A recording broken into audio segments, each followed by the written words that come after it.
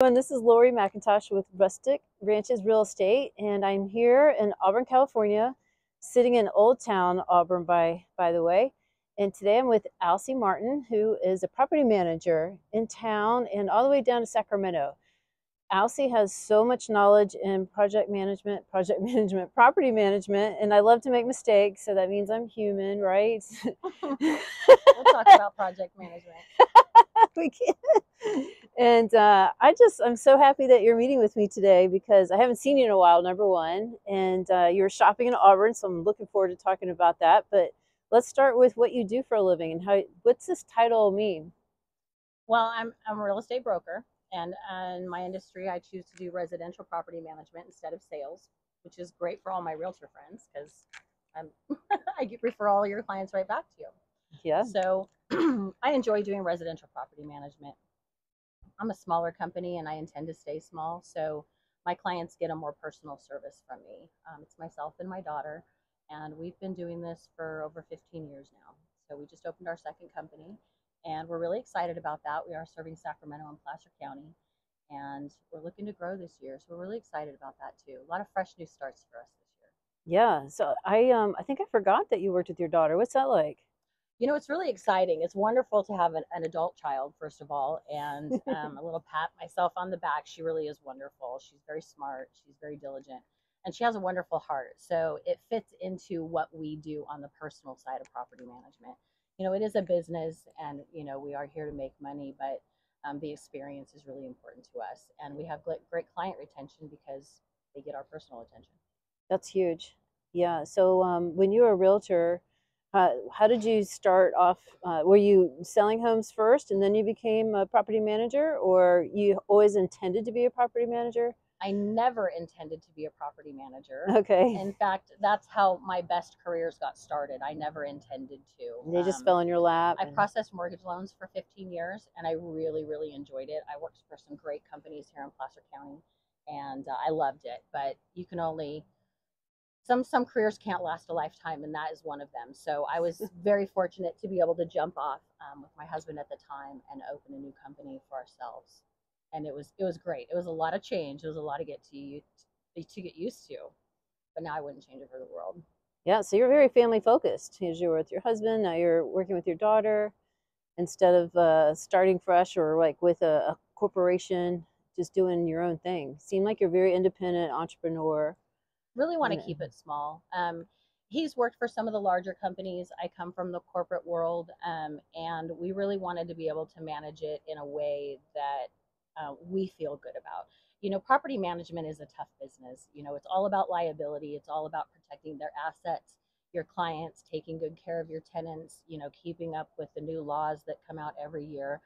And it can be quite a bit, but when you make it your job, when you make it your your interest, it's not so hard. It's easy for me because it's what I do. It's not so easy for other people because they don't understand it. It's not what they do. So that's where I step in. Okay. So as a realtor, when I have a client write an offer, or I write the offer for them, and they sign everything, residential purchase agreement, it's now I think 27 pages because we have one if you're in a high fire or even moderate fire area. There's a new page you have to complete. So do you have that many pages when you are working in property management and you're working with a homeowner, let's say, and then let's say they have a renter on their property living in an ADU or a tiny home, and they ask you to help them with that? How many how many pieces of paper is there? There's a lot. Our leases do really grow every year.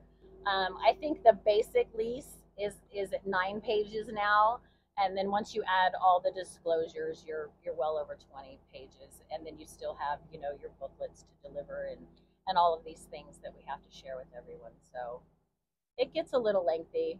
When we get into tiny homes is a different topic, one I'm very excited about. Yeah, tell me about that. I'm working on developing now this year new tiny homes with a business partner here in town. Really great idea. We found a wonderful company to work with, so we're going to do a smaller project and get my footing down. And tell me about that project that you're doing. The one we're going to start with is 2 units on an existing lot. We're going to add 2 units to a development that we already have in South Sacramento.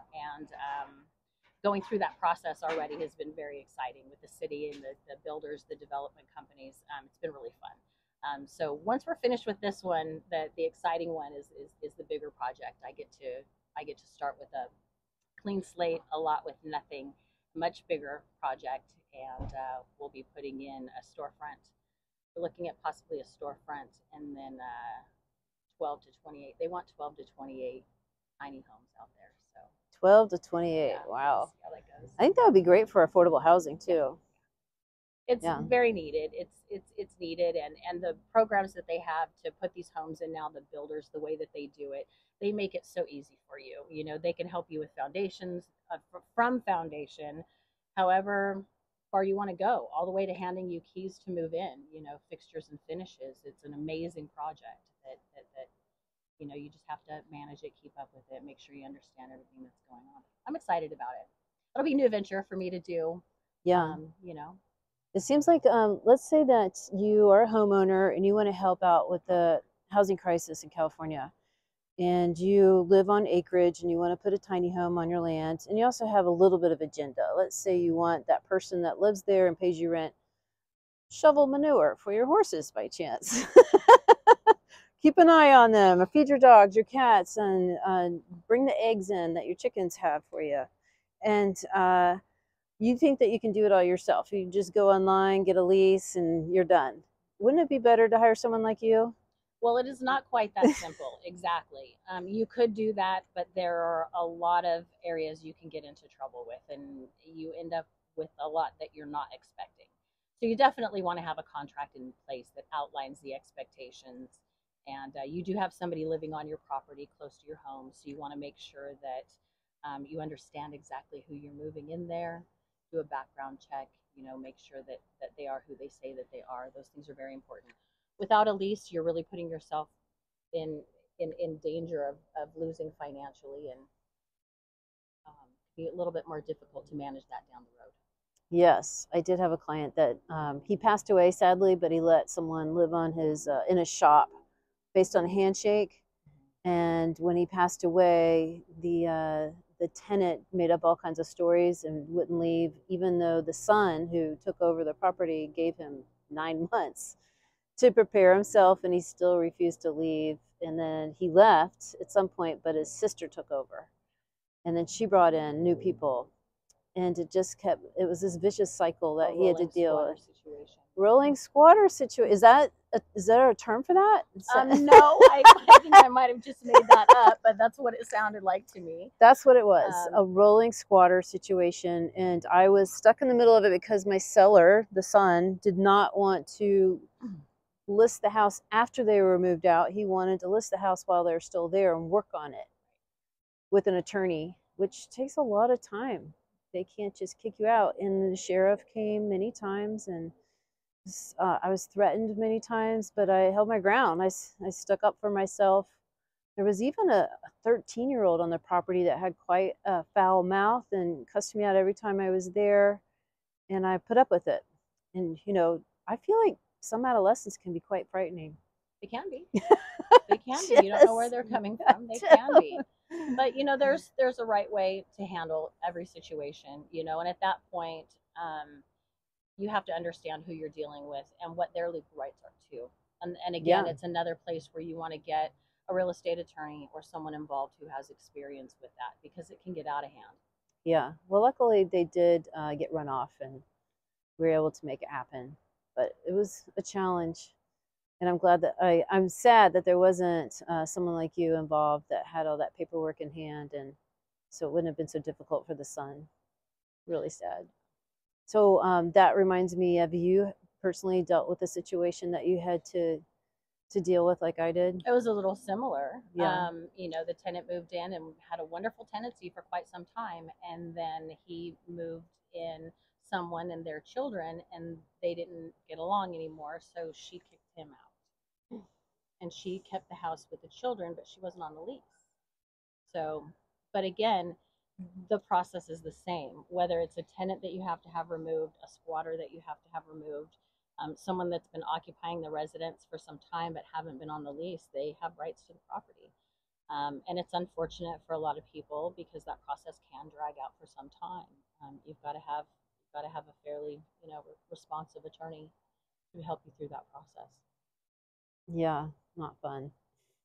Do you so moving on to more positive things, tiny homes, they're pretty fun, exciting. I love to go to the home show and see what all the guys have come up with, new ideas and how to fit all these little things in tiny spaces. It's amazing what they can do. It Yeah, truly is. I love all the little cubbies, and it's kind of like going into a camper that you put on top of your truck. Right.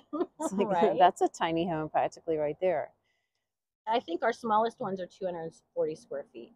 That's the smallest that you go, and that gives you a Wow. full-size kitchen. It gives you a good-size studio-style room and a full bathroom. With And a you're full shower, in a little dry closet. shower, not a wet shower.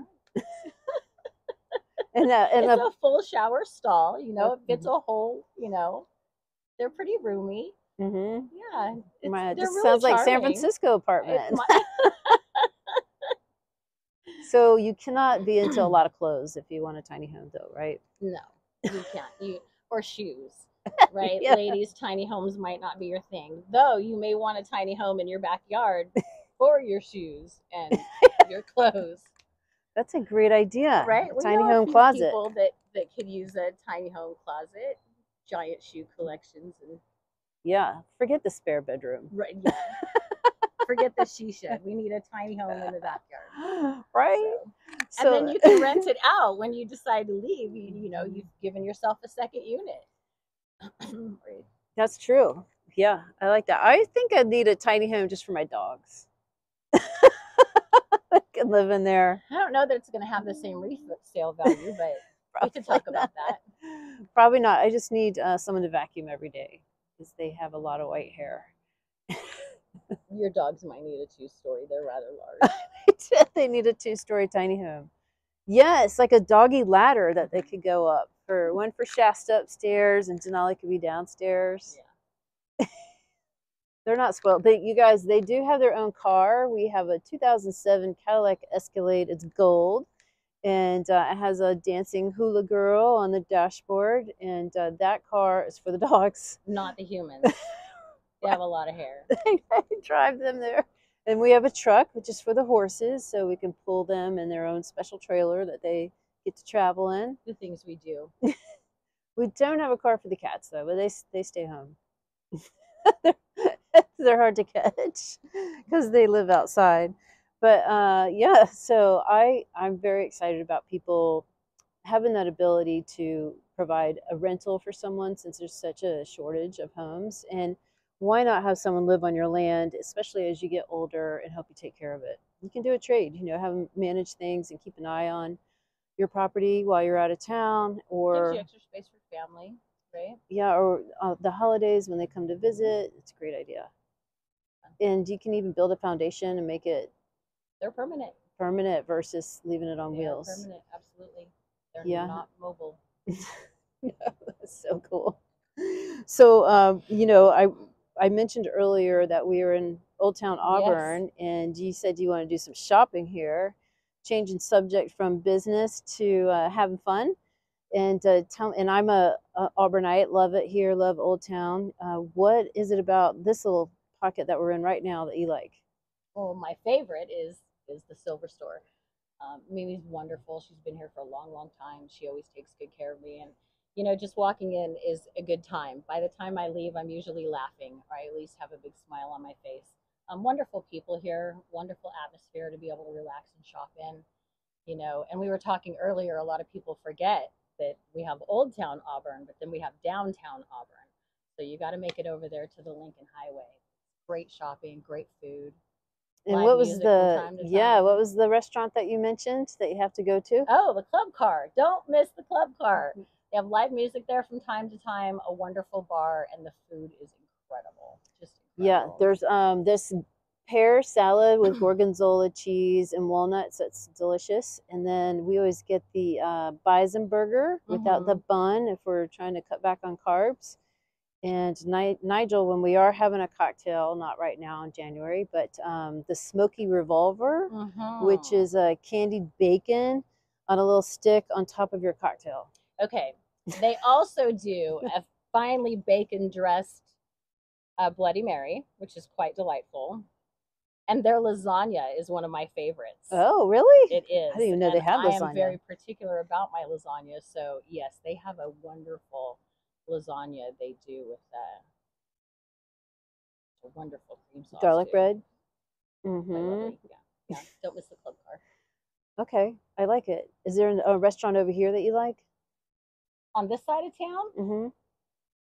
Or Central Square. I don't want to forget Central Square because it kind of is like left out. It's in between Old Town and downtown. In fact, you could just walk over there. You just have kind of a busy intersection, but there's pathways that you can use. You just zigzag a little bit. I'm excited that they put the Squallies in over here. Yes, they came back. It used to be down in my neck of the woods, and they came up here, and wonderful place. Oh, I want to give atmosphere. Lou's LIU apostrophe S Chinese restaurant. I'd like to just give a shout out to them because she's amazing, and she gives you classes on how to make dumplings. Oh, how fun! Do you want to sign up with me? Yeah, so I think you guys might like that. And of course, there's the classic Auburn Ale House, and Poor Choice has been open not too long, maybe 3 years now. I can't remember, but it's always crowded, really popular with younger people. I'm like younger people in their 30s. It's like I'm so old. And Old Town Pizza left this area, and so there's a new pizza place that here's pretty good. And then on the way down towards downtown is Lupa Pizza. And Yeti Tavern has ice cream and beer. Wow. And one time I got 2 scoops of vanilla ice cream with stout poured over it. That sounds delightful. I will be having that in April. It's already on the menu. Yeah. I'm not drinking until then, so we'll see how that goes. Anything else that we can talk about with your business or what you like to do in Auburn? I just love to be in Auburn. You know, anytime you want to walk, get out into the sunshine, just experience some peace. Auburn is definitely one of the top places on my list. So, yeah. And it's always great to see you. You too. I should point out before we finish is that we are sitting on the back porch that is private property. I got special permission because I'm a super shopper here. It's Carpe Vino Wine and Spirits. And they have a back patio where they have events, tastings like tequila, mezcal, rum, and then you have Old Town on the other side that you can see. So I'm going to turn the camera around and show it to you all. Ta-da! Isn't that cute? So you could see, look at all these beautiful trees, and then I can't believe I'm spacing out in that White House up there, but you can have events up there, and there's the old firehouse, and the railroad over there, and you can hear Highway 80 just there. It's like super close. And in the meantime, Alcy, I really want to thank you for meeting with me today. Thanks for having me, Lori. It's always good to see you. You're welcome. And I think you guys should subscribe to my YouTube channel, Living in Auburn, so you can learn more about it, find out more about restaurants and the locals here and people that service this area, like you. Yep, like me. Yeah, thanks again. Bye.